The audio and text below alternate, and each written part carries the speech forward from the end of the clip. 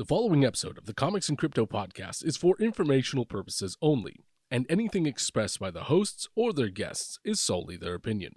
This podcast does not constitute financial advice, and anyone wishing to invest should seek their own independent financial or professional help. Have fun and enjoy the show. Hi, I'm Sean O'Hare, and I know comics. Hi, I'm Spencer Vogel, and I know crypto. Hi, I'm Kevin Lee Loader, and I don't know shit. This is the Comics and Crypto podcast. Comics and crypto, crypto and comics, collector's world in a digital age. Comics and crypto, crypto and comics, it's where the next billionaires will be rich. Comics and crypto. Hello everyone, and welcome back to the Comics and Crypto podcast. We are joined by an artist and writer that has developed a new comic book that is being called a perfect blend of manga and sci-fi Mad Max. The comic will be dropping not only as an NFT with backed utility, but also a physical comic book that happens to be the world's first full-length glow-in-the-dark comic. Please welcome Nima. What is up, everybody? Thanks so much for joining us today. We're here with an amazing special guest, Nima, the creator of this amazing comic, Break Run. Today, we're going to be breaking down the comic and discussing this in more detail. I'm really excited to have you on here today, Nima. Thanks so much for having me, gentlemen. Yeah, great to be here. So before we dive deep into the comic, maybe we can get a little bit of your background on comics and NFTs. Yeah, so I started reading comics in the 90s, fell in love. A friend introduced me to Batman, but when I read Wolverine, that's when I sort of became obsessed. And I walked into one of those original, the full-on proper comic book shops, filled with direct order material. It's like, this is heaven, coolest place ever. So, that's when I read issue 11 of Wolverine. John Buscema, Peter David, Bill Sienkiewicz, Kevin Nolan covers. I mean, pulp magnificence. So that's kind of that's when I became totally obsessed with comics, and I haven't stopped. But at crypto 2017, I started dabbling and lost a bunch of money. Only, not that much in retrospect. Yeah. But I learned my lesson, and sort of so comics and crypto have always been a major part of my life. Yeah, that's awesome. And so my understanding, you have a little bit of a history with Bill. Is that correct? Bill Sienkiewicz, I attended a master class with Bill online, which was really instructional, where he tore apart my Harlequin cover. I did like a demo cover and he sort of shredded it. But it was very instructional because that was when I learned about clarity. Like I tried to lean into more, and you'll see that my art style is more messy and expressionistic, like, Ashley Wood or Paul Pope. That's sort of more my vibe. But, and Bill Sienkiewicz is like, that's what he does, right? But he's still like, clarity and communication is key.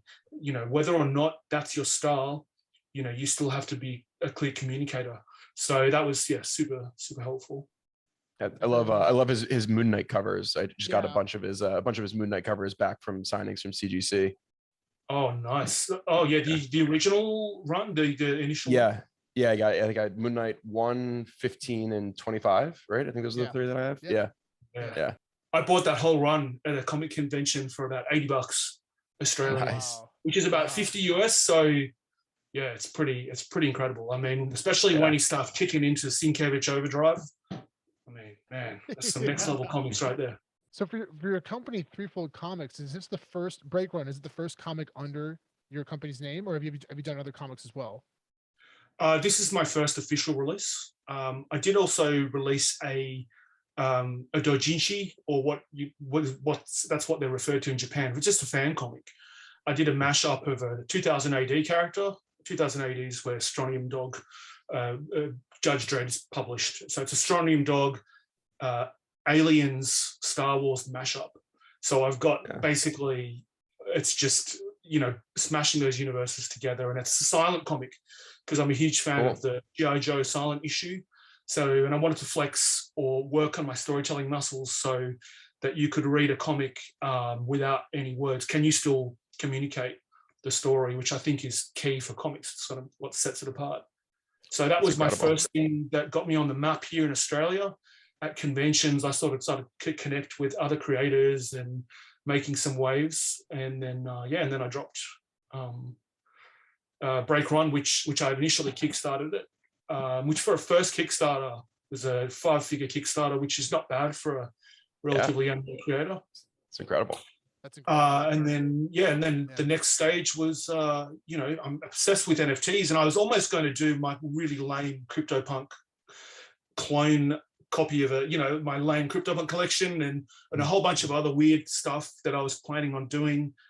And then I saw Ben Mauro's Huxley released as a comic book, and I was like, oh, this is what I have to do. I have to release my comic properly as an NFT with a physical and a whole bunch of utility, and that's what brought me to the major drop, which is my first release.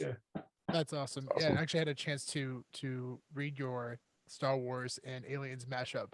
I actually grew up a big Aliens and Predator fan, so like that was so much fun watching. Yeah, it was super fun reading that, seeing that. That was really, really cool. If you're a fan of silent comics, Jose Delbo, who we discussed a little bit, his first ever NFT release was actually a silent comic book, and it was, it's widely known as the first ever NFT comic that was released on blockchain, and it was based on a character that he created called Death, which is, it's a public domain character. It's just, the Grim Reaper pretty much, but it's a fully I think it's like a 40 or 50 page comic book, all silent, using that death character. But yeah, so it's kind of a really cool piece of comic and NFT history, and it's also just a really, really cool book. So definitely worth checking out. Yeah, definitely. I'll have to track that down. I love silent comics. They're just, there's something really special about them. Yeah, unfortunately it's not cheap. I think it's like, I don't know, the last time I checked it was at least like 1 ETH or something like that for one of the books, just because it's pretty significant. So yeah. Yeah, I remember when he did that. There was that sale where he sold one. It was a collab, Jose Delbo and another artist, and it was $100,000 and everyone was like, "Whoa!" like NFTs, man. And it's so funny to see, because that was legendary at the time. It was like 2020, and it's funny to think that's their like daily sales now. So yeah. Diving into a little bit on Break Run, the concept. How did you come up with this concept, man? It's such a cool future apocalyptic world. I look at it as like Mad Max meets Akira. It's really beautiful, man. It's very beautiful. Yeah. Thank you very much. It's something that I've been working in this world, in this universe, for about 12 years, and actually the main story will be, this is like the prequel. It's one of the characters, prequel character, but it's sort of loosely based on one of my favorite samurai films, Goyoken. Jeff Darrow is a huge fan of Goyoken, actually. It's a lesser known samurai film. It's kind of like Seven Samurai. So I was really inspired by that story, and it really resonated with me personally, because we live in, like, how do you live in the world? I think that's a really difficult question for all of us to answer. How do you live in the world in an ethical way, but still, fight the power and fight injustice? And it's sort of, it was actually a very personal story. So I used that as a vehicle. I mixed in elements of, Akira, Blade Runner. I'm a huge Mad Max fan. Road Warrior is like one of the greatest films of all time. Fury Road, of course, might be the best action film ever made. Especially when you find out the pain and torture that they had to go through to make that film. Yeah, I was actually really lucky to connect with one of the storyboard artists, Mark Sexton, who worked very closely with George Miller and Brendan McCarthy for 2 years. And he was giving me all this inside dirt about the production and how difficult Tom Hardy was. And I don't know if you guys heard, he had this earpiece, like a hearing aid. And basically Tom Hardy wore this hearing aid, and his method acting thing was like he's hearing voices from the dead, and it's driving him crazy. And the editors hated this thing. They hated it. So you pretty much don't see it in the film because they edited all that out. Wow. Yeah, so there's a bit of an inside scoop. Tom Hardy, I love you. Don't come after me. I know. I remember he was losing on set because George Miller, he would do take after take after take after take. And it's either like when directors do that, they're, from my experience, because I'm in a film background. I've been producing for about the past 10 years. And, Awesome. when directors typically do that, it's either they don't know what they want or they're perfectionists. Yes. And it's funny because he lost it on set because he was getting tired. I mean, he was getting exhausted from doing the same set over and over. And then when he finally saw the premiere, he went up to George Miller and said, "I'm so sorry for how I acted on set." He came out and apologized to him in person. That was pretty cool. It was a great story. Yeah. I mean, he's a great actor, and at the time, he was one of my favorite actors. But I have to say, I don't know what you gentlemen think, and I'd love your opinion, but I think his performance was a little underwhelming. And he gets better about halfway through the film, but he's no Mel Gibson. I mean, not in that film. I don't know. So Break Run is the world's first full-length glow-in-the-dark comic book. Yeah. What was the inspiration behind that? Yeah, so back in high school, one of my good friends was also into comics, but he only read The Spectre. Like, he used to come with us to the comic book shop. We do these runs into the city, into Sydney. Sydney, Australia is where I live. And, you'd go to the comic shop, you'd go eat some, fast food, usually McDonald's. You go to the movies, you play arcade games. And that was sort of our ritual back when you were a teenager. And he used to buy The Spectre. And The Spectre had these glow-in-the-dark comics, a couple of issues, that 90s run. And I said to him, "Oh, hey, man, does it glow in the dark on the inside?" And he's like, "No, just the cover." And I was so disappointed because I was into comics. I wasn't a huge Spectre fan, and I didn't really appreciate the art. I mean, I appreciate it now. I think those comics are beautiful, but I think that planted a seed. And years later, when it came time to release my comic, I thought, what hasn't been done before ever? How can I innovate? And I thought, full length glow in the dark. But when I was initially going to release it, and I put it out there and I started to draw it. And initially I was just going to have all of the characters and moving elements glow in the dark. Mm-hmm. But then later on, I thought, I need to have Easter eggs and special things on every page to layer in storytelling, because this has never been done before.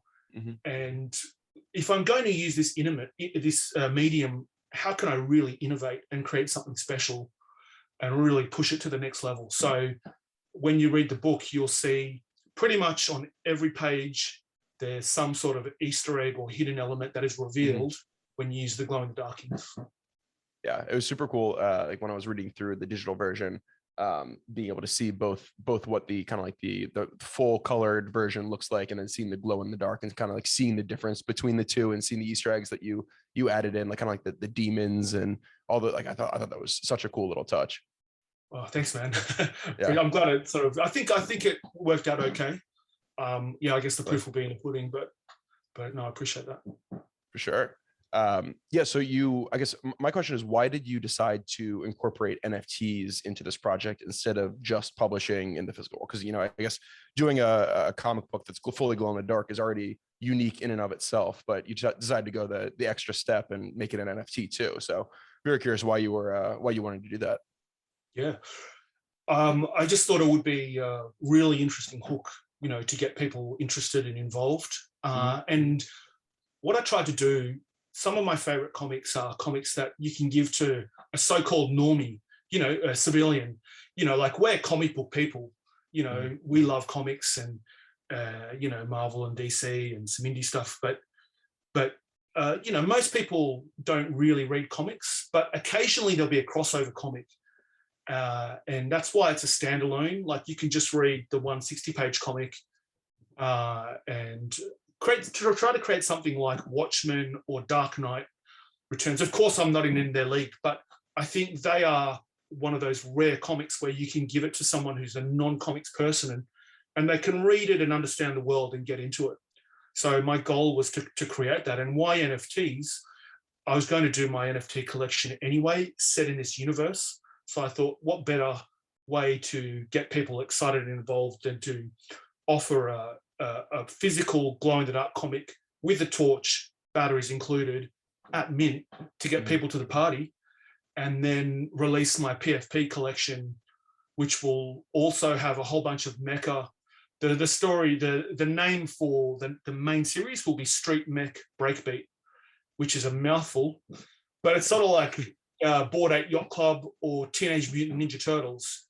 You know, it's a one word, or Shaolin Cowboy. It's a one word, you know, one sentence title, but it implies and tells a whole story.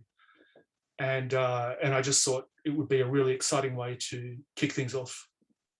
It's incredible. So I understand you have over a 10-year roadmap that you're planned out for these NFTs. I'd love to hear more about that roadmap and the utility behind it, and kind of just really everything you have planned for the NFTs. Yeah, so that's minimum 10 years.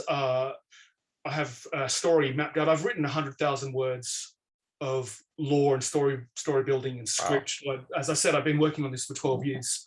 And so basically I'll be rolling that out in 50 to 60 page chunks minimum. I mean, I would like to do more, but what I've seen in the world of crypto and NFT, especially when it comes to utility, Spencer and I were chatting about Artifact Studios before. They're a huge inspiration for me, and the MetaKey, Maddie, aka awesome. DCL blogger, where it's all about utility and under promise it and over deliver. Don't do the opposite. Don't do that. Don't over promise and under deliver. Exactly. So I was lucky enough to win a 50K grant from Harmony One, which is a blockchain. So for the mint disc and this initial break run, the Glow in the Dark comic, there'll be an airdrop every year for 10 years minimum. I can always airdrop more than that. And then when the main PFP drops, there'll be 6 airdrops a year. And awesome. Of comics, guest artists, guest comics, like little side stories. And what I'm really, really excited about for that, when that drops down the line, will be doing print versions that are available for those that want it. They can forge them. And I have some similar what like Artifact does with their forging.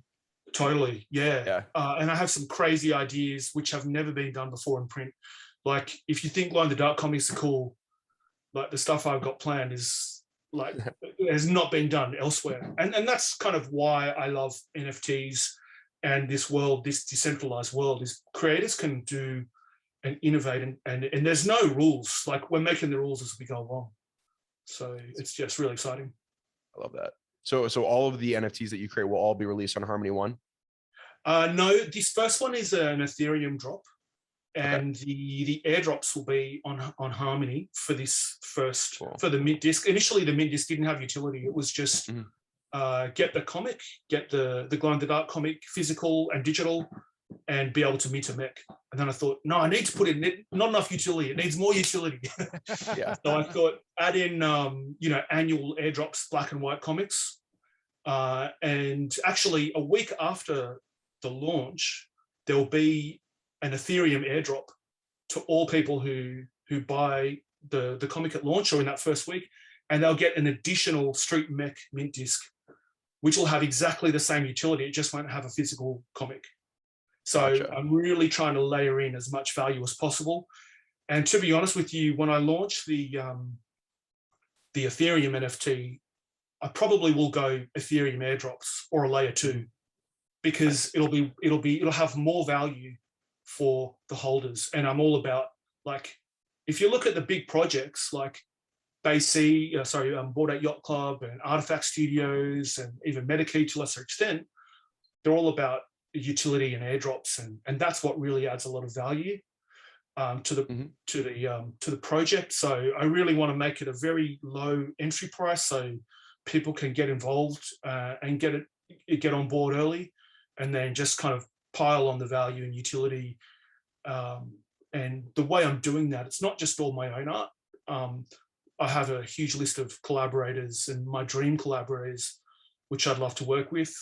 How cool would it be to get a Frank Miller, So 100, and I'll be doing rarity scores. So when the airdrops come, you might have 4 artists in a month or 8 artists, like getting a variant cover, and some of the rarer, more sort of desired covers will have a high rarity score.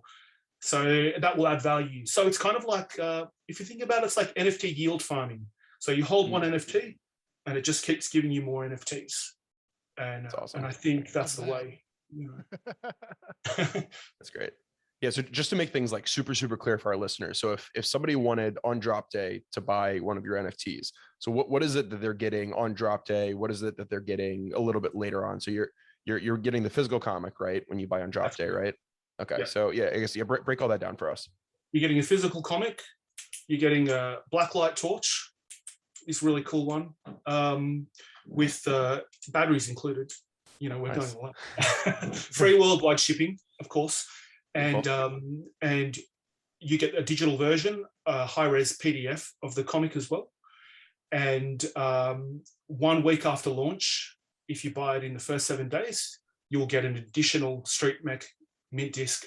So an additional NFT that will have exactly the same utility. It just won't have the physical comic. The physical that comes with it. Yes. Yeah. And that's just kind of a fun way to sort of, get people to the party early. And also, if we can sell out earlier, then I can just print it all up in one go. And it's just sort of logistically makes more sense. But if it takes, a couple of months to mint out, then that's fine too. It's like, it'll be what it is. Huxley's first issue took 2 months. The second issue took 2 months. So, just doing my best. And then annually they'll get airdrops as well. Yeah. And then they can also have the option to mint a mecha PFP. So think Mechaverse, which was a huge project, but and failed miserably. Yeah, because the problem is I don't think those guys were really crypto natives. They sort of didn't handle the drop well, I don't think, and sort of like giving their friends, sort of the best mecha and all that sort of stuff was really there were some issues with like transparency, and the community got kind of upset with what they did. Yeah, so we're all about like just full transparency. You lay it all out, everyone knows what's up, and imagine, because I think it showed like 200,000 Twitter followers and 250,000 people in Discord. People want a high quality mecha. Like I love, like Gundam and Robotech, and I thought the designs on those are so cool. Yeah, Neon Genesis. Yeah, they're not bad. I think the production quality for Mechaverse was awesome. As a hardcore mecha purist and mech fanatic, I mean, I've done my own kit bashes. You can see some of them in the cabinet there, where I've made my own mech, and I'll be doing that with this project. And I think, like, what if I still haven't seen a really, really awesome mecha project that resonates with me. So this Mechaverse thing, my Street Mech story when it comes out will be like, basically imagine if you had like Akira, Mad Max, Blade Runner, but with mech, like a cyberpunk story with mech done properly. This kind of gladiatorial battles, 5-on-5 mech, sort of mixing it up, and if you have this PFP with heaps of utility, I think it's really exciting. And one thing I haven't seen done before is we'll be pursuing Japanese mech designers as well to produce guest designs. So once again, like Artifact Studios, inspired by them to collaborate with some of the legends in the industry. Imagine having Katsuhiro Otomo, the creator of Akira, do a guest mech for you. I mean, that'd be off the chain. So that's all. That's all I'm planning. Yeah. Nice. Yeah. Well, I can't wait to be on this 10-year plus journey with you. Very, very excited to see that everything that comes out. Yeah, this stuff it's awesome. Yeah. So I guess my last question for you is, what do you think the future will look like for NFTs, and specifically NFTs in comics? Yeah, I was actually thinking about this earlier. I mean, when we were growing up, probably, I mean, you guys are a little bit younger than me, I think. But when I was a kid, you could go to the newsagent, and sometimes even the service station and pick up comics, and comics were everywhere. It's so cheap. But now, it's a very specialty item. You kind of have to go to a comic book shop or pay what is considered to be kind of expensive, I think, digitally when Comixology first dropped. Though I am a huge fan and do buy a lot of digital comics. But I think VEVE and things like that are the future of mainstream adoption. And what I love about what platforms like that are doing is basically it's a finite supply. There's rarity scores, so people can, hodl or sell, and they can make money and do well playing this game. And it's a lot of fun, like, I think until you experience NFTs, you're never going to understand it. I mean, right now, I don't know how you guys even have a comic book show called Comics and Crypto. And this is like this is heaven for me. Because most of my friends don't understand crypto, and Web3 and NFTs. And luckily I haven't been disowned by them, but I've experienced a lot of hostility and hatred. And I had to unfollow a whole bunch of creators on on Twitter, because I still want to love their work, but I don't want to be involved in debates and see their negativity online, because I still want to buy their comics and be a fan. So I think we're just early, and fear, uncertainty, and doubt is just part of the roadmap. But I give it 5-10 years and they'll come around. Yeah. How about yourself? I'll throw it back to you guys. Like, how do you guys even deal with the negativity? I mean, I don't know if you've experienced any kickback. Well, unfortunately for me, I'm a Cancer, so I take all the emotions like in and hold it. So it doesn't work out in my favor. But and then I talk Sean off the ledge. And then he talks off the ledge. Thanks, Spencer. But it comes in waves.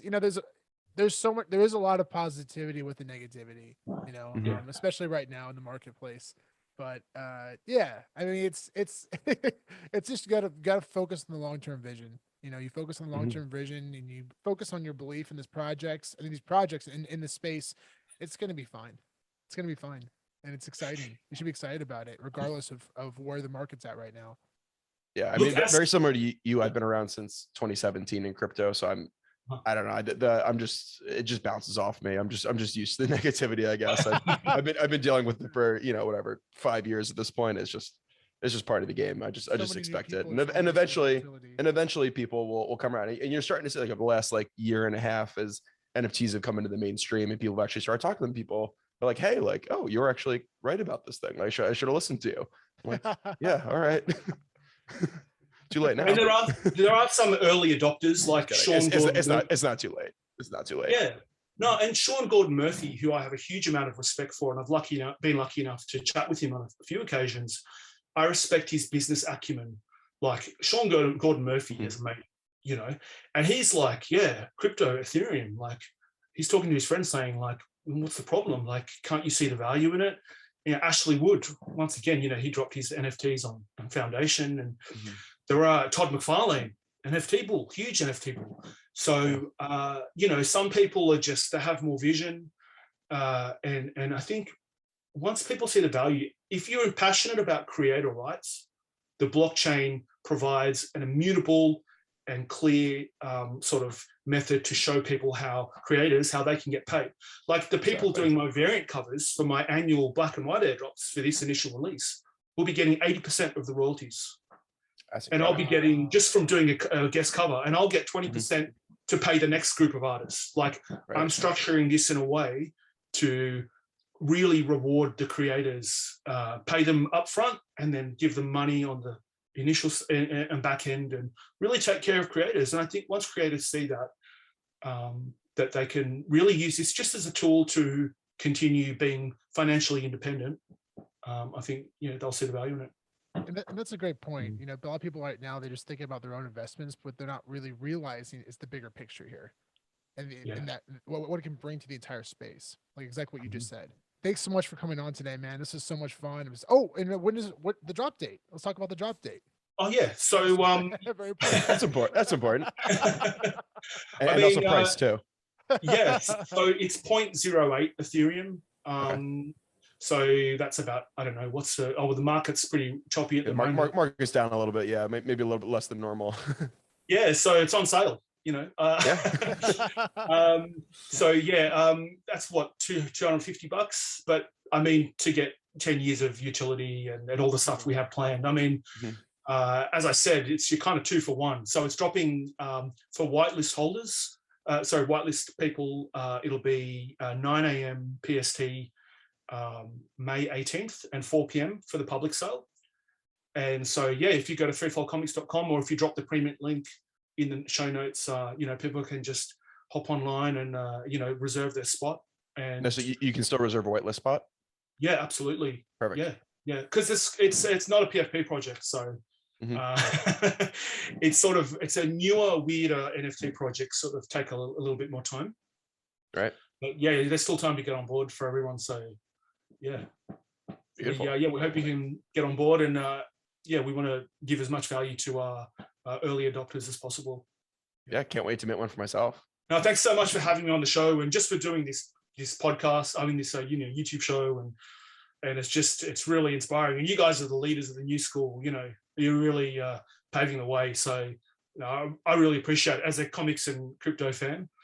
Because we're here to change the world. That's so cheesy to say that, but I think that's what we're here to do. That means so much to us, Nima. Thanks so much, Nima. Appreciate it. Don't forget to stay awesome, and remember, the moon, let's go to Mars. Music is by NineFinger. Make sure to check out their music at NineFinger.com. And you can follow them on Instagram at NineFinger999. Be sure to check them out and send them some love. Comics and crypto, crypto and comics, collectors world in a digital age. Comics and crypto, crypto and comics is where the